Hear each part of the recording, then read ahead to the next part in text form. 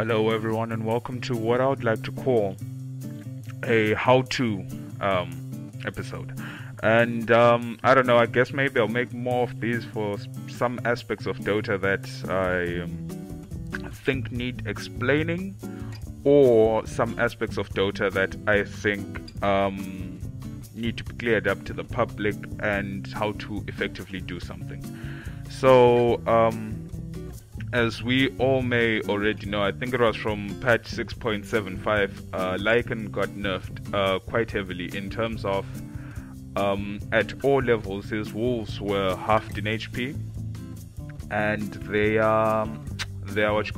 armor was also reduced significantly, such that they couldn't tank creeps for you in the jungle if you were jungling Lycan, and jungling Lycan was the best way in a sense to play Lycan, as he could jungle so fast with a relative ease, which meant that this is a carry getting free farm. There are not many carries that can jungle, and the reason is that it would be too good, you know what I mean, to secure a carry free farm in a game no matter what. And whether it got ganked whether he got ganked or not didn't really matter, as you had a team, you know.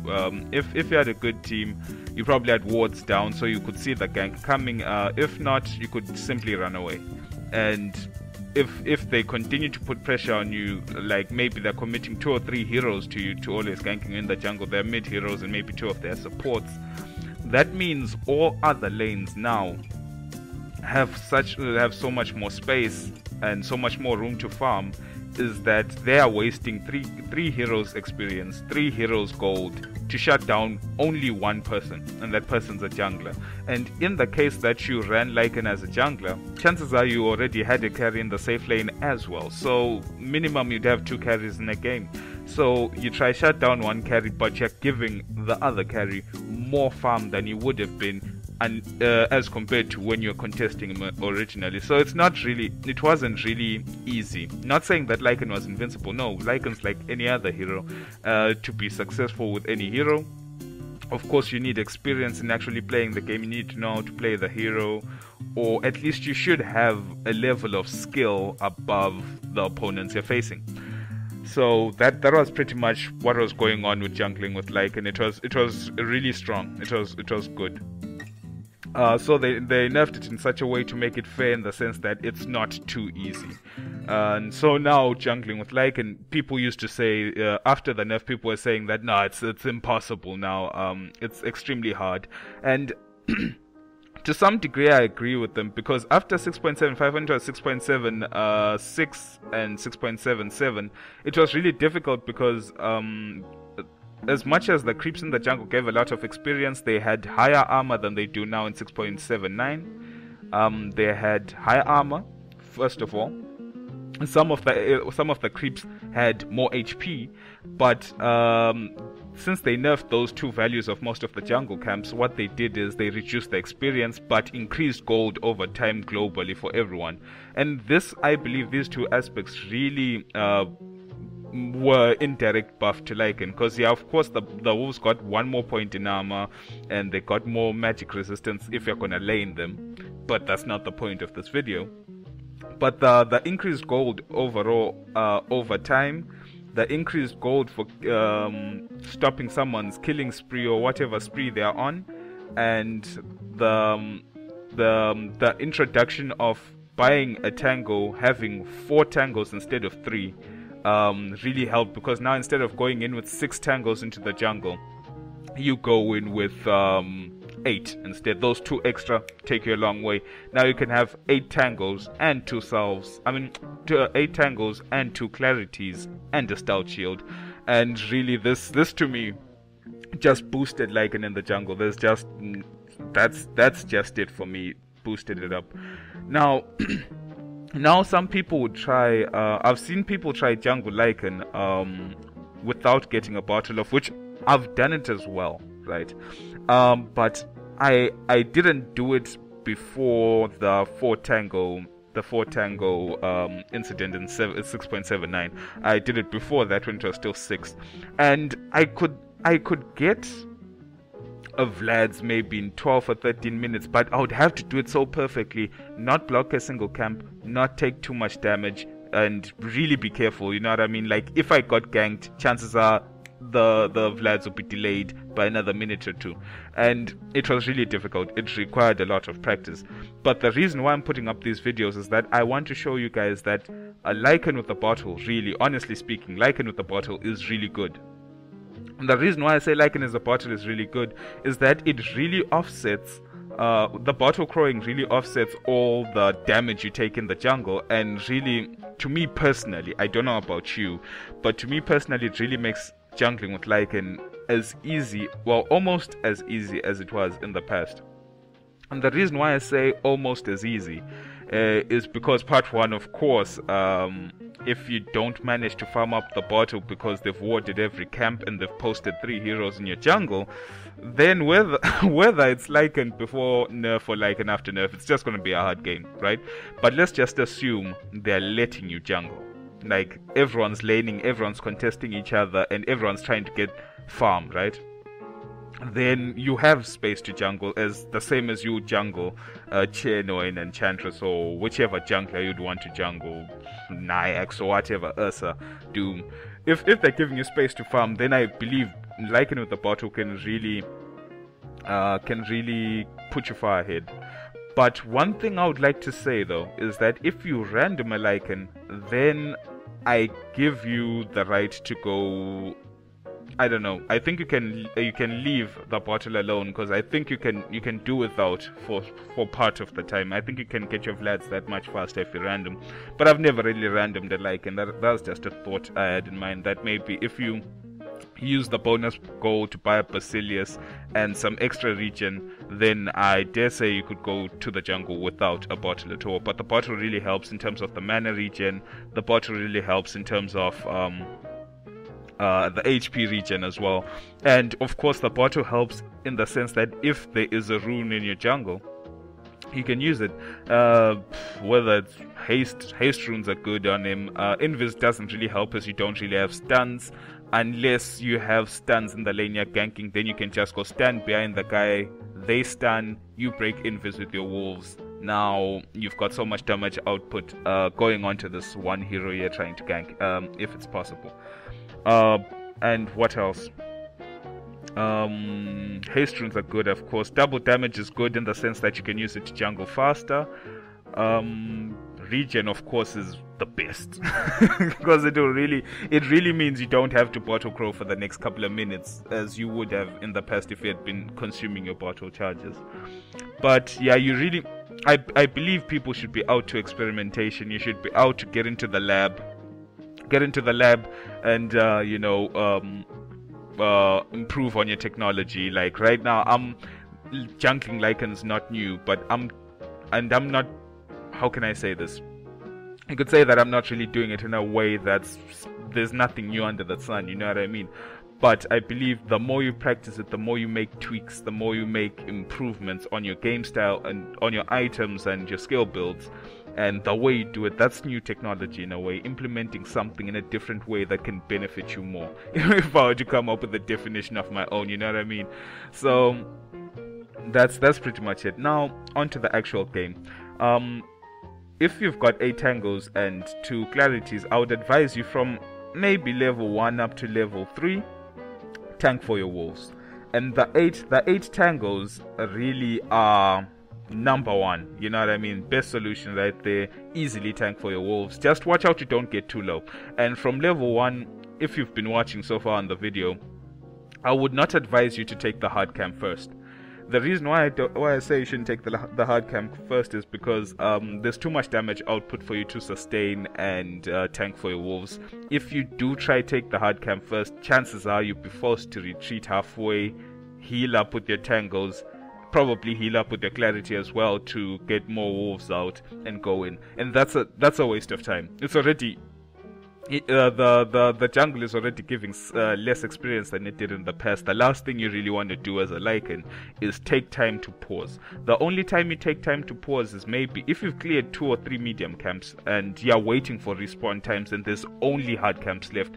Then that's the time you take to tango up clarity up, get enough mana for the wolves, assess the lanes and see if you can contribute in any lane. Maybe you can scout out with your wolves on the rune spot. Maybe you could send, if your wolves are about to expire in terms of time, you could send them onto the mid hero to harass him. You could send them onto the off laner to harass him. You could send them to scout out for any incoming ganks that you are afraid are coming, because really there's nothing much they can do to the wolves. As soon as they see the wolves, they know that you know they're there.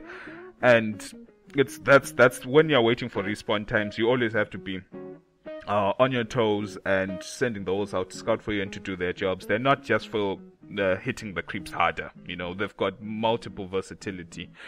But yeah, I would advise maybe with level 3 wolves is when you can take hard camps easier, or with just level 3 as the hero if you still want to tank and you've got a bottle, and then you're good. Item progression wise, I would advise you to go something like get the bottle, and then get Basilius, and then get the Mask of Death, and then get the remaining components of your Vlads, which would be the Ring of Regen and the recipe. Then after that, get your boots. But I would switch this up if you're getting ganked in the jungle. If they're constantly ganking you in the jungle, then my item build would change like this: get the bottle, then get boots, then finish off your Vladimirs. And the reason why is, you know, the move speed really helps you, and it can help you get away if you don't have your ult. But if you manage to farm up level 6 before they start ganking you, then you don't need to get the boots first, as if you pop ulti, like maybe use a bottle charge and then your ulti, then you definitely outrun them as you're moving at max movement speed. And unless they have if they can perma stun you, you know what I mean, then they'll kill you. Or if they find you with low HP, like I said, when you get the bottle, you should hardly be at low HP most of the time. In this video, you may notice that maybe there's some times when I could have used the bottle to regain HP, but I chose not to because I knew like I could sustain the damage from the creeps. But that's generally no, never keep your HP low, and always try to be at least above half HP to survive a gank. And that was just my not a mistake, it's just me contemplating on the fact that I'm in a lobby with no ganks incoming. So you'll never get a perfect environment. You can't be running around with 100 HP. That's just a recipe for disaster. If you see that you're implementing what I'm implementing, but it's a little bit difficult in terms of you tanking creeps maybe and not microing the wolves wells, like I was doing in the beginning. I fed a wolf or two way too many times in the beginning. You need to be careful when you're taking on the centaurs, because when they stun and change aggro to your wolves can be stunned for a very long time, and so you need to go in there first and get stunned and have the aggro switch to you first. That way they don't perma stun the wolves and kill them pretty much. So you need to be careful about that.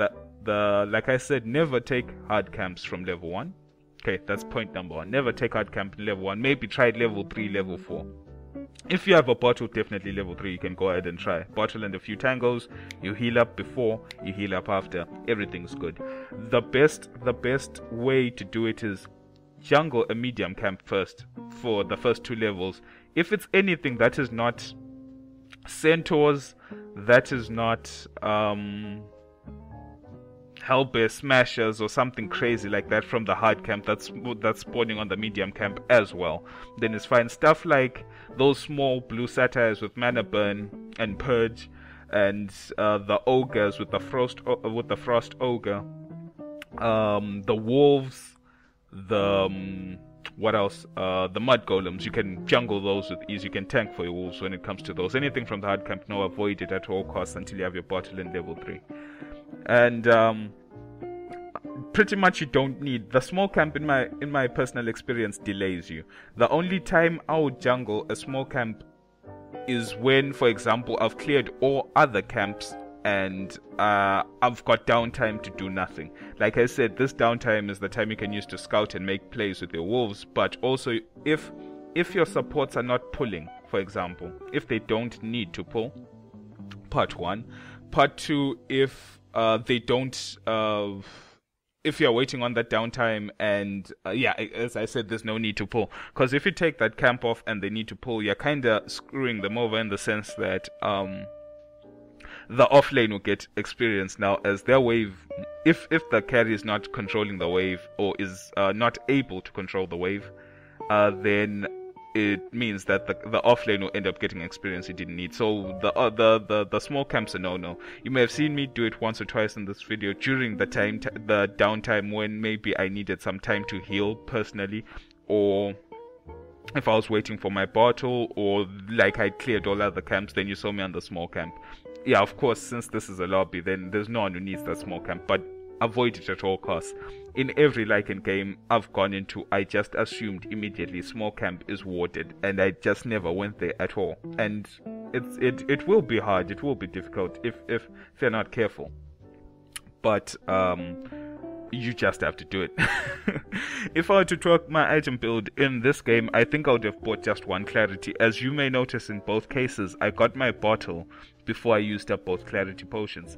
But the reason why I take 2 clarity potions is because you may get out of base, your first set of wolves expire,